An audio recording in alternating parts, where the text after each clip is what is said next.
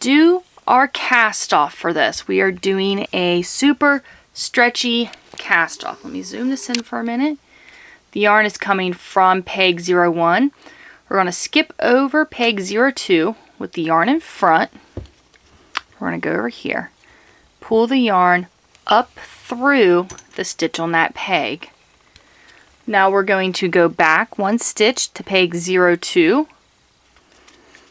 And this one at this angle, it's a little difficult to get up. I'll try to get it where you can still see what I'm doing.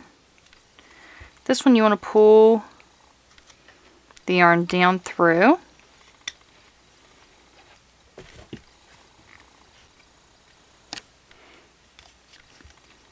So you pull the yarn down through peg 02. Now the yarn's coming from peg 02. We're going to skip the next peg, pull the yarn up through, you can go back one, pull the yarn down through. Now you are pulling the yarn down through both strands that are on there. And this is what you do all the way around. You skip a peg, pull the yarn up, go back one peg, and pull the yarn down. Skip a peg, pull the yarn up, go back a peg, pull the yarn down. There we go. Do this all the way around the loom until you've done this to every single peg. Once you're done, you can just take and pop everything off the loom. Flip your glove inside out, and I'll show you how to weave in your ends. Got it off the loom, flip it inside out. This is what it looks like. Now I've already woven the ends for this strand and this strand. I'll show you what I did. You can just cut them off. Leave a little bit, that way when you stretch and everything, that'll kind of stretch in. If it pokes through the other side, you can just clip it down. Because I weave them in usually about 2-3 inches, maybe even a little more, just so that they are in there really good and you don't have to worry about them coming loose. Now we're left with this hole right here, and we need to fill that hole in. I don't really do anything too special for this. What we're going to be doing is just going, let me zoom in just a little bit. We're going to go from one side to the next, just kind of stitching it closed. And what you want to do is you want to pull, you don't want to pull one stitch and make another hole, so try to find stitches that are kind of tight.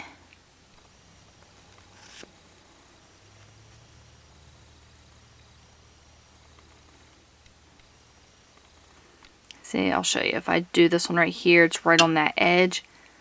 That's just creating another hole. And you can hold this whatever way is easiest for you. But sometimes, like, see, I'm skipping this first stitch right here because, see, it would do the same thing as that one did. When I go back, I'm going to pick up the stitch above it. And see, and that closes. That'll close that up.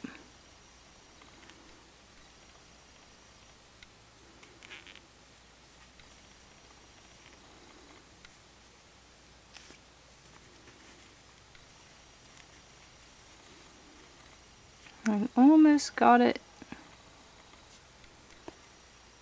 I'll pick up this one.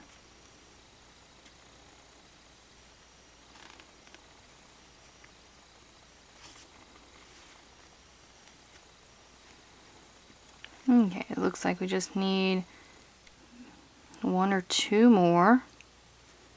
So I'll pull this one through here.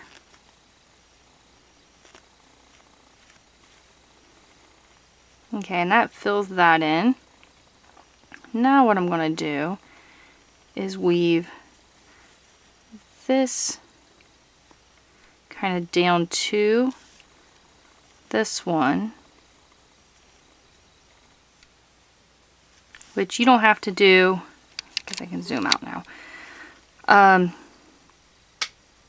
You don't have to do quite as much as I am. I try my best to get the one right around the thumb stitched in really good, just because you don't want that hole to open back up down the road.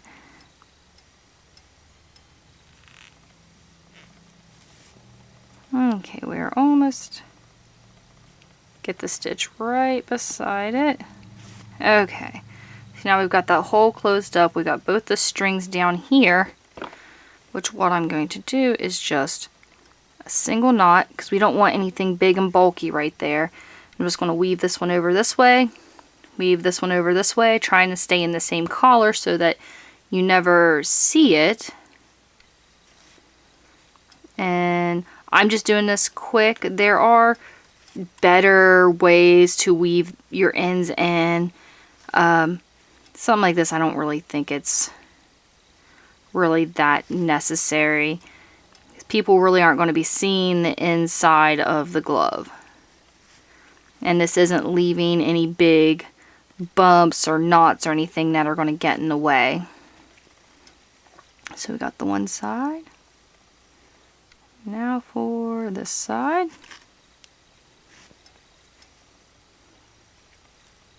So I'm just going to go over a couple inches. Another way you could weave your ends in is, see how this is a 2-ply, which means it's 2 strands twisted together. You could separate those and run 1 ply in one direction and 1 ply in another direction, like I did here. It'll take, you won't have any type of bumps or anything that way. What I want to do is I want to kind of stretch this, then cut, flip this back inside out.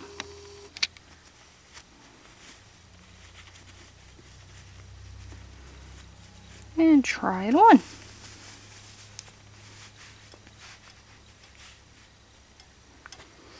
And I'll put this one on too, and you can see the difference. The exact same yarn in the same name, same colorway, but they're different dye lots. So it looks like 2 completely different gloves pretty much, because there's a lot more white in the red, which made it look pretty much pink. But here we go, your gloves are all done, whether you made the shorter ones or the longer ones. There you go. If you have any questions or comments, you can email me. My email is in the description below, or you can just leave a comment in the comment section below. Of course, there is a direct link to the PDF in the comment section, in the description below as well. Thank you so much for watching, and don't forget to subscribe.